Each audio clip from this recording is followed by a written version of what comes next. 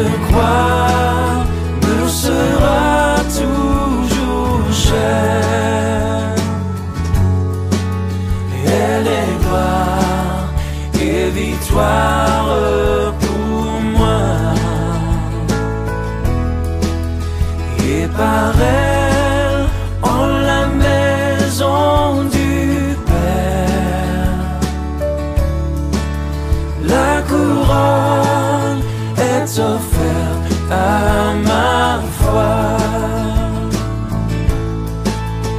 Et par elle, en la maison du Père,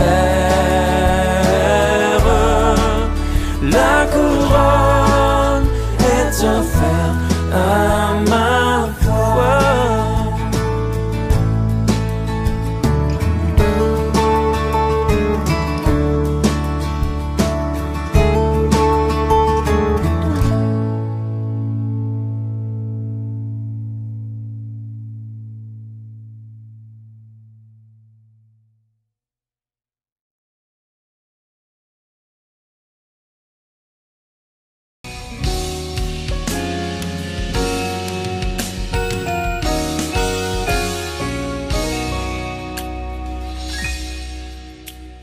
Je bénirai l'Éternel pour tous ses offerts. Sa louange sera toujours dans ma bouche. Je bénirai l'Éternel. Je bénirai l'Éternel pour tous ses offerts. Sa louange sera toujours dans ma bouche. Je bénirai l'Éternel. Je bénirai l'Éternel pour tous ses offerts. Sa louange sera toujours dans ma bouche. je bénirai. Encore une fois, je bénirai pour tous ses offerts. Sa louange Sera toujours dans ma bouche. je bénirai. Oh mon âme, oh Oh mon âme, bénis l'Éternel. bénis le Dieu. Le Dieu d'amour. Comme on a ton âme en ce moment de dire, oh mon âme. Oh mon âme, bénis l'Éternel. Car il t'a fait. Du bien. Et maintenant on va exalter l'Éternel en ce moment. J'exalterai l'Éternel. Pour tous ses offerts. Tous ses offerts. Sa louange. Sa louange sera toujours dans ma bouche. J'exalterai. J'exalterai l'Éternel. J'exalterai. J'exalterai l'Éternel. Pour tous ses offerts. Tous ses offerts. Sa louange. Sa louange sera toujours dans ma bouche. J'exalterai.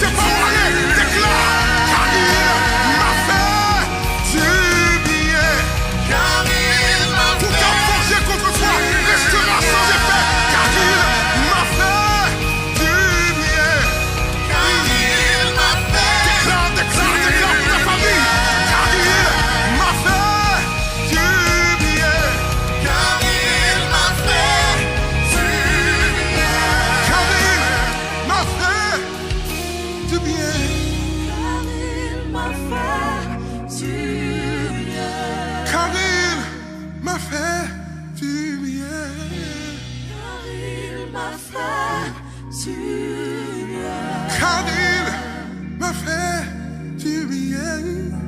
Car il m'a fait. On déclare que le cancer doit reculer.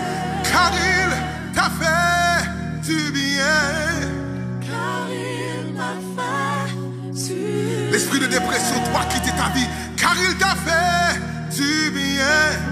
Car il t'a fait du bien. Les portes du séjour des morts ne prévaudront plus que toi. Car il t'a fait du bien.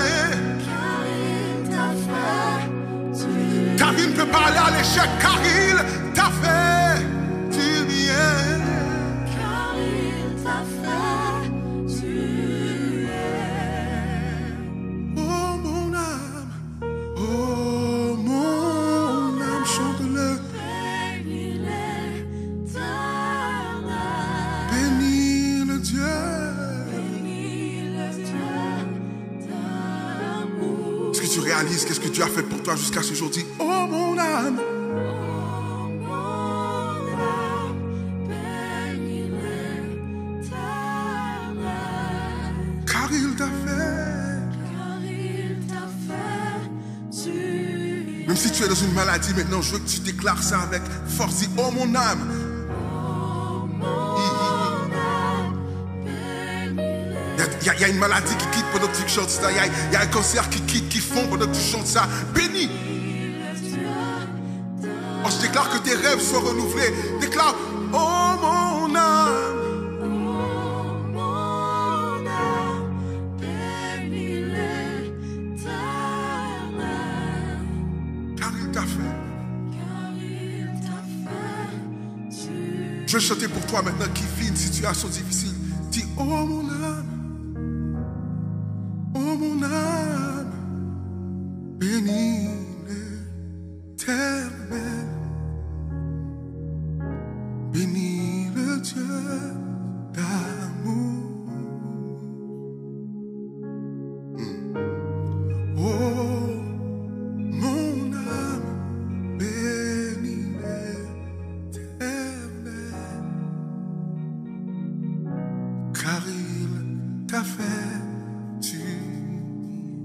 Peut-être que tu marches dans ta maison, chante ce cantique, dis, oh mon âme. Oh mon âme, bénis l'Éternel. Bénis le Dieu d'amour. Le diable ne peut pas te voler avec toi. Déclare ça. Oh, mon âme, bénis l'Éternel.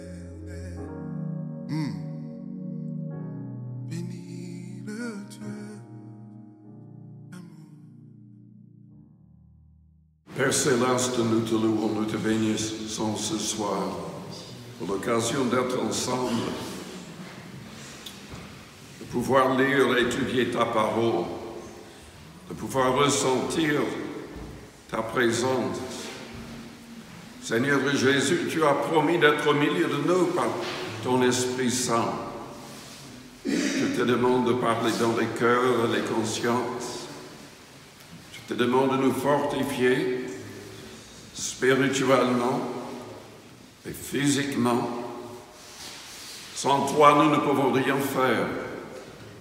Et avec toi, tout est possible. Je te demande de nous rendre forts.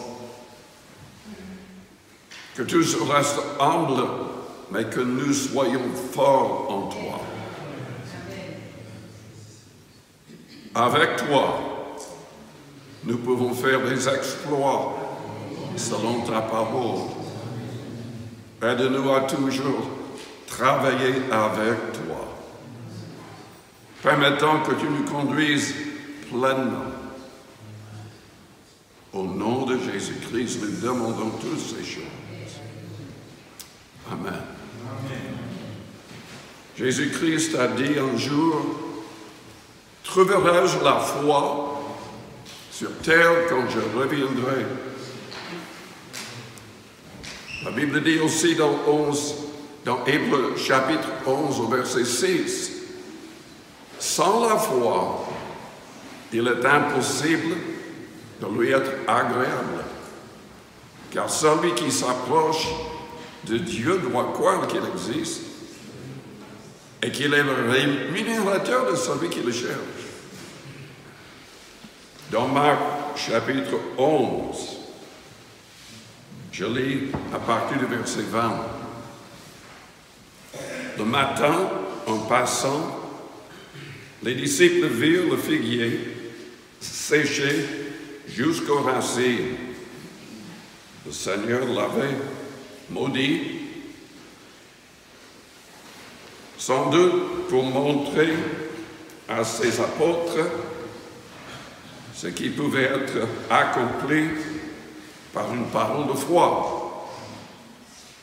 Pierre, se rappelant ce qui s'était passé, dit à Jésus, « Rabbi, regarde, le figuier que tu as maudit a séché. » Jésus prit la parole et leur dit, « Ayez foi en Dieu. Je vous le dis en vérité, si quelqu'un dit à cette montagne, « Ôte-toi de là et jette-toi dans la mer », et s'il ne doute point en son cœur, mais croit que ce qu'il dit arrive, il le verra s'accomplir.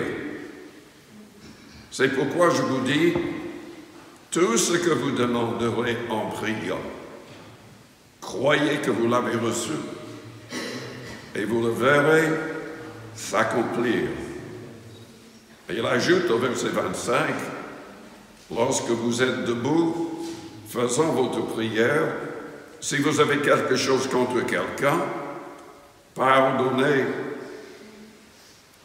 afin que votre Père qui est dans les cieux vous pardonne aussi vos offenses. Et si vous ne pardonnez pas, votre Père qui est dans les cieux ne vous pardonnera pas non plus vos offenses. Mes frères, mes sœurs en Christ, prions.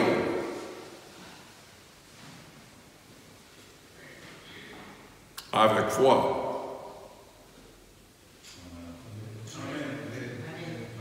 Aucune prière qui n'a pas cette sorte de foi derrière ne sera exaucée. Il y a des gens qui prient énormément, mais il n'y a jamais rien qui se passe. Parce qu'il n'y a pas de foi. Il y a toujours le doute. En fait, ce que nous devrions faire, c'est avoir un cahier et noter nos prières afin de pouvoir revoir quand le Seigneur agit, quand il exauce. Paul en a parlé de l'importance de rendre grâce à Dieu, de remercier Dieu pour les prières exaucées. Est-ce que nous le faisons? Est-ce que nous croyons même que Dieu va vraiment agir? Ou est-ce qu'on prie simplement pour prier? Parce que ça fait bien. Après tout, on est religieux, il faut prier. Les prières qui s'élèvent vers Dieu sans cette sorte de foi rendent Dieu malade. Il ne supporte pas. Il ne supporte pas. De la même manière que quand on lit dans Ésaïe au chapitre 1er, les Israélites, ils louaient, ils faisaient toutes sortes de choses. Et ça rendait Dieu malade. Il ne supportait pas. Il détestait tout ce qu'il faisait.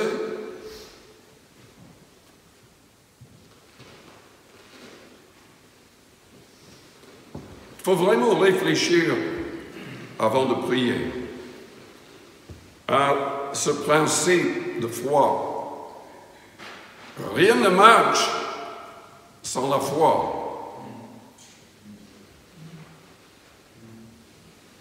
Je pense souvent à Philippe. un des 7 diacres.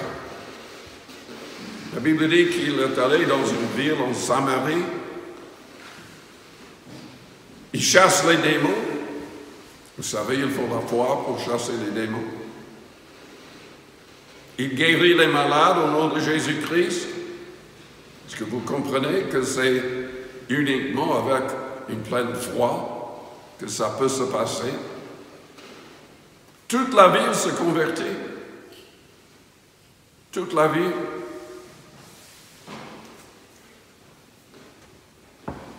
La Bible dit que les apôtres avaient demandé, enfin les diacres devaient s'occuper des veuves et des orphelins, parce qu'eux-mêmes ne voulaient pas faire tout cela, ils voulaient passer tout leur temps en prière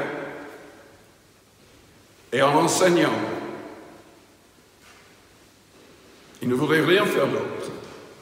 Donc ils avaient demandé que l'Église choisisse des diacres pour s'occuper des veuves et des orphelins.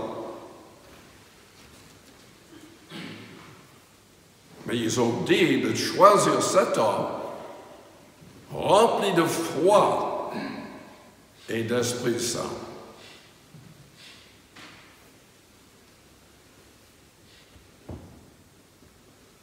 Ce n'est pas assez de faire une expérience avec Dieu par le Saint-Esprit. Ce n'est pas assez de parler en langue. Si on n'a pas la foi, il faut continuer.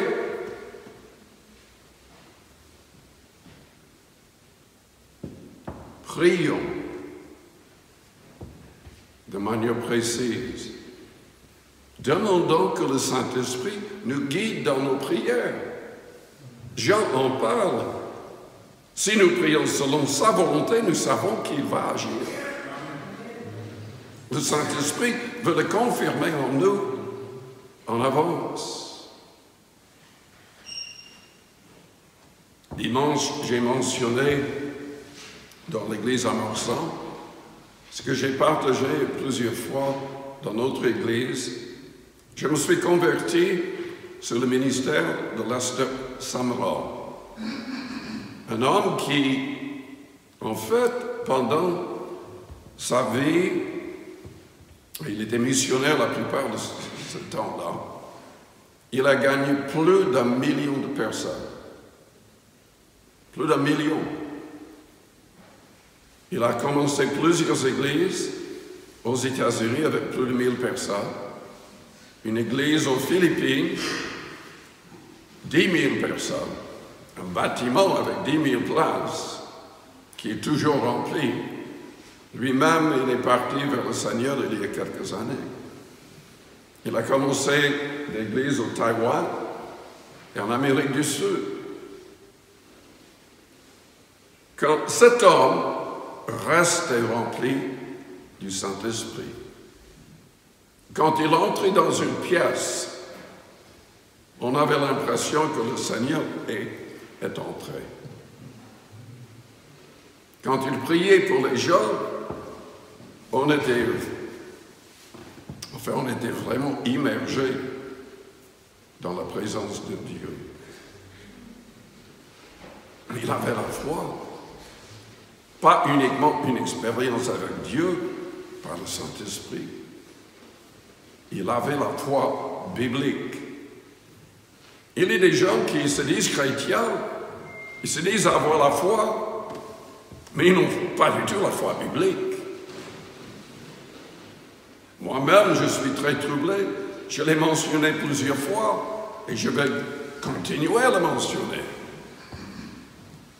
Je ne supporte pas que les gens changent les traductions de la Bible sans une base réellement biblique. C'est-à-dire le LS 21, qui a enlevé le mot repentance dans toute la Bible pour mettre simplement changement d'attitude. Metanoia en grec, traduit par repentance, ne signifie pas un simple changement d'attitude. C'est un changement de vie total. La Bible parle du fait que quand on est vraiment touché par la grâce de Dieu, on se rend compte qu'on est pécheur. Il y a une tristesse, selon Dieu, qui produit une vraie repentance, dont on ne se repent jamais. L'apôtre Paul l'a souligné. On a envie de servir Dieu. Ce n'est pas un simple changement d'attitude. Et moi, je me dis, mais comment est-ce possible?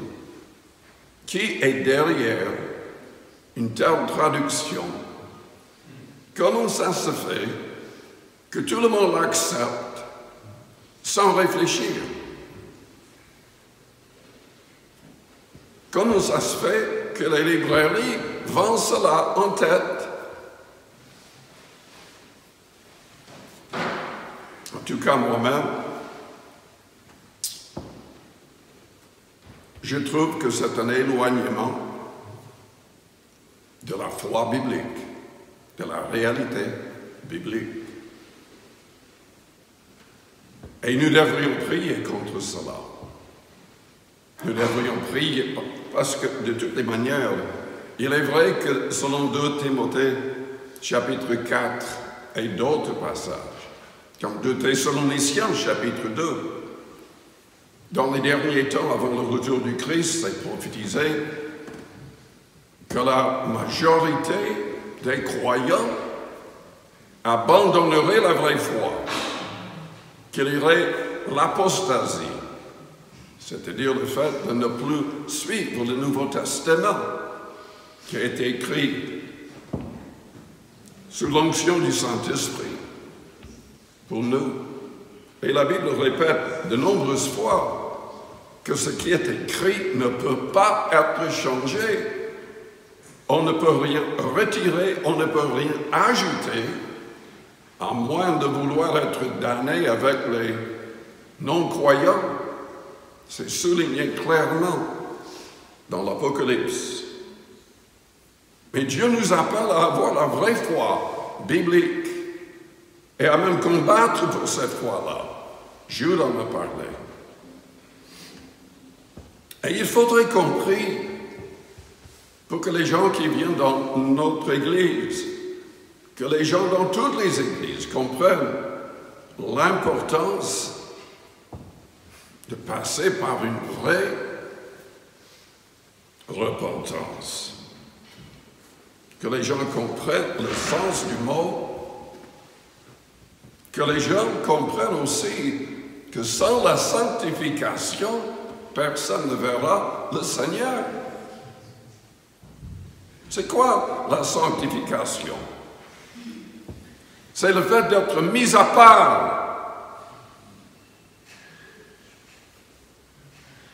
Vous savez pourquoi tellement de gens quittent les églises?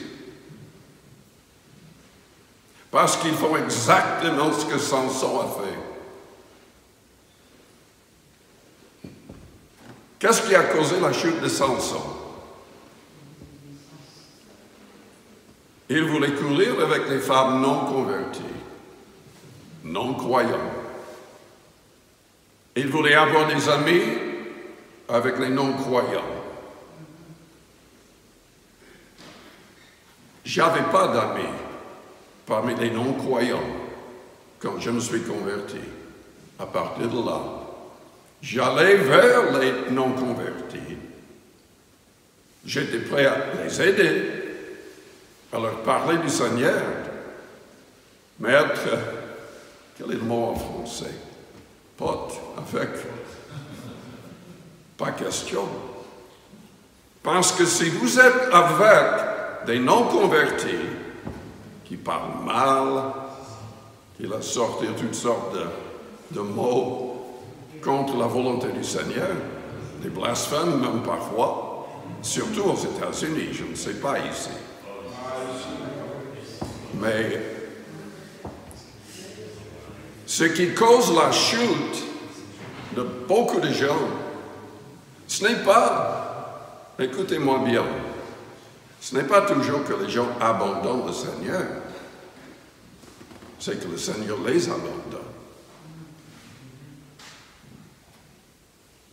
Ça vous choque peut-être, mais si vous lisez Jean chapitre 15, si on ne demeure pas en Christ, si sa parole ne demeure pas en nous, qu'est-ce qui va se passer? Lisons le passage dans Jean 15.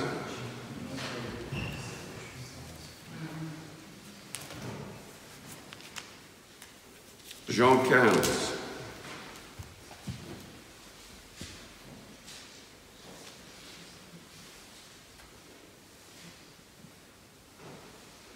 Au verset 4, « Demeurez en moi, et je demeurerai en vous. Comme le sarment ne peut de lui-même porter du fruit, s'il ne demeure attaché au sap. Ainsi vous ne le pouvez non plus, si vous ne demeurez en moi. Je suis le sap, vous êtes les sarments. Celui qui demeure en moi, et en qui je demeure, porte beaucoup de fruits. Car sans moi, vous ne pouvez rien faire. Écoutez bien, si quelqu'un ne demeure pas en moi, il est jeté dehors. Il est jeté dehors. Le Seigneur ne supporte pas les gens qui ne sont pas pleinement avec lui, en lui, travaillant pour lui. Si après un certain temps, les gens ne s'engagent pas pleinement, ils seront jetés dehors. Selon le Christ, ce n'est pas moi qui le dis. Si quelqu'un ne demeure pas en moi, il est jeté dehors, comme le sarment. Il sèche, puis on ramasse les sarments, on les jette au feu, et ils brûlent. Mais il dit, si vous demeurez en moi, et que mes paroles demeurent en vous, demandez ce que vous voudrez, et cela vous sera accordé. Si vous portez beaucoup de fruits, c'est le fait de gagner des âmes, selon le chapitre. C'est ainsi que mon Père sera glorifié et que vous serez mes disciples. Comme le Père m'a aimé, je vous ai aussi aimé, demeurez dans mon amour. Qu'est-ce qu'il avait dit? Si vous m'aimez, gardez mes commandements. Et je prierai le Père, il vous donnera un autre consolateur, l'Esprit de vérité.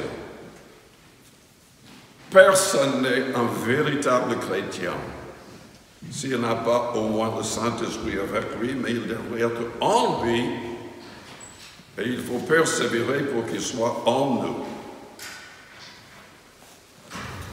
Et c'est à nous de prier, parce que selon 1 Jean, chapitre 5, verset 12, si nous voyons quelqu'un, des gens qui viennent chez nous, ou ailleurs, des gens qui se disent chrétiens, disciples du Christ, si ces personnes n'ont pas une pleine victoire, ils sont liés par, je ne sais pas quoi, la drogue, les excès d'alcool,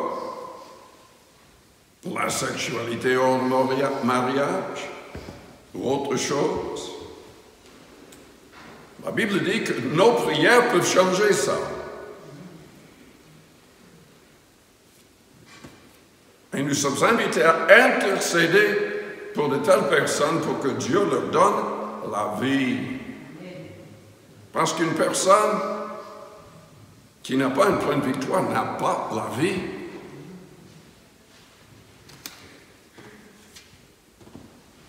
La sanctification.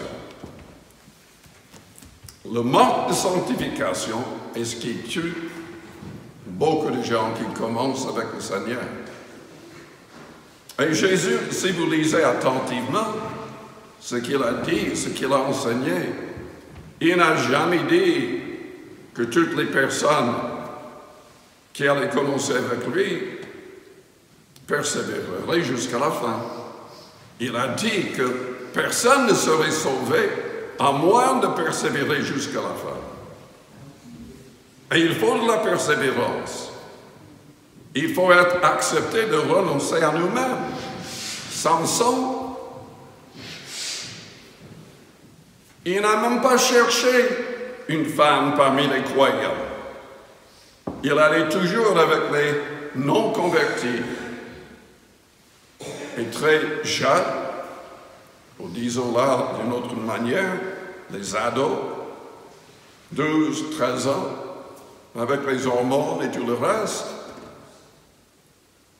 et en suivant les vedettes à la télé, ils se tuent spirituellement. Ils veulent des amis dans le monde. Ils veulent un petit ami. Et ils se tuent complètement, spirituellement. Les vrais chrétiens qui veulent vraiment être sauvés refusent de marcher ou de se lier avec des non-convertis. On essaie de les convertir, c'est tout. C'est possible d'amener des gens à l'Église quand il y a une réelle conversion, peut-être qu'il y aurait un mariage avec quelqu'un qui avant était non converti. Mais dans 2 Corinthiens, chapitre 6, au verset 14, la Bible dit « Ne vous mettez pas avec les infidèles sous un joug étranger. » Le premier psaume, on parle aussi de ne pas s'asseoir avec les moqueurs, etc. Car quel rapport y a-t-il entre la justice et l'iniquité? Ou qu'y a-t-il de commun entre la lumière et les ténèbres? Quel accord y a-t-il entre Christ et Bélial, le prince des démons? Ou quelle part a le fidèle avec l'infidèle? Quel rapport y a-t-il entre le temple de Dieu et les idoles? Car nous sommes le temple du Dieu vivant. Comme Dieu l'a dit, j'habiterai et je marcherai au milieu d'eux, je serai leur Dieu et ils seront mon peuple. C'est pourquoi sortez du milieu d'eux et séparez-vous, dit le Seigneur. Ne touchez pas à ce qui est impur et je vous accueillerai. Je serai pour vous un père et vous serez pour moi des fils et des filles, dit le Seigneur Tout-Puissant. Ayons donc de telles promesses, bien-aimés, purifions-nous de toute souillure de la chair et de l'esprit.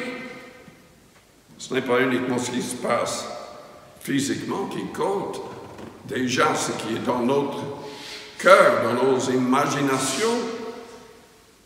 La Bible dit que toutes nos pensées devraient être captives à la pensée de Jésus-Christ. Il faut être discipliné. Nous sommes appelés à achever notre sanctification dans la crainte de Dieu. Samson était complètement détruit, aveuglé. Ils lui ont arraché les yeux même. C'était lié à cela. Ça s'est passé simplement parce qu'il n'obéissait pas. Il n'avait pas de sanctification. Il a été aveuglé déjà spirituellement. Il croyait que Delilah l'aimait. Mais en fait, elle avait été payée pour le détruire.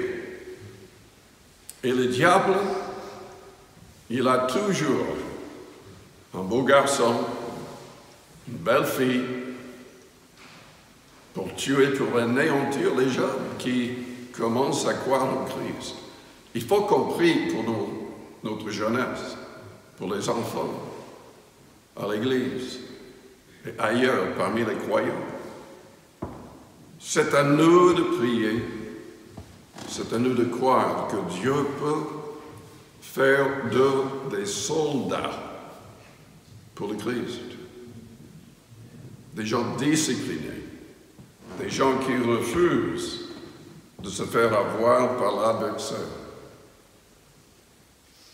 Père Céleste, nous voulons te bénir, te glorifier pour ta parole qui nous éclaire. Aide-nous à prier les uns pour les autres. Aide-nous à être de vrais disciples. Aide-nous à vaincre la chair, la tentation, les pièges placés par l'adversaire.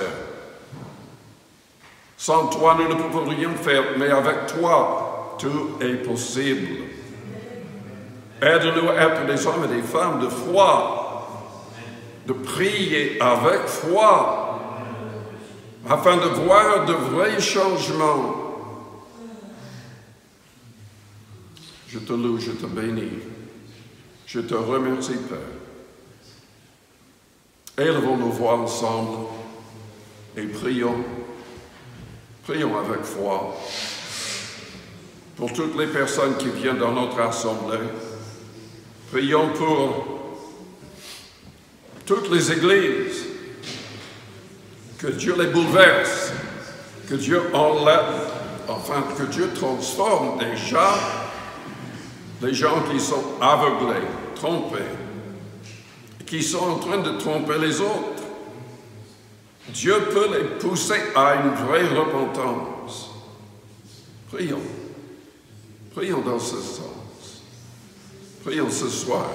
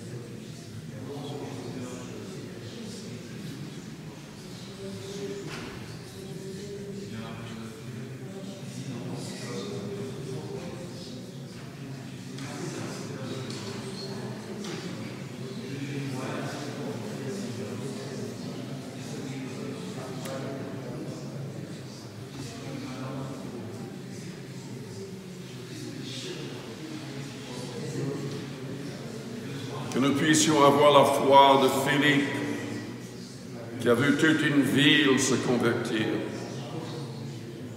La foi pour transformer les montagnes.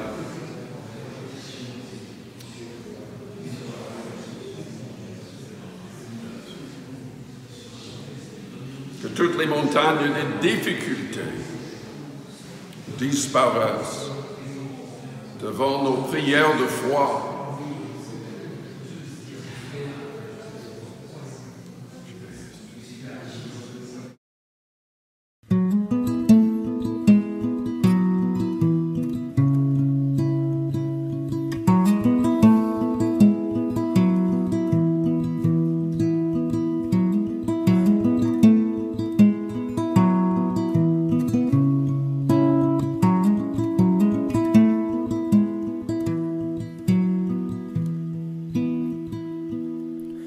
Je louerai l'Éternel de tout mon cœur. Je raconterai toutes ses merveilles. Je chante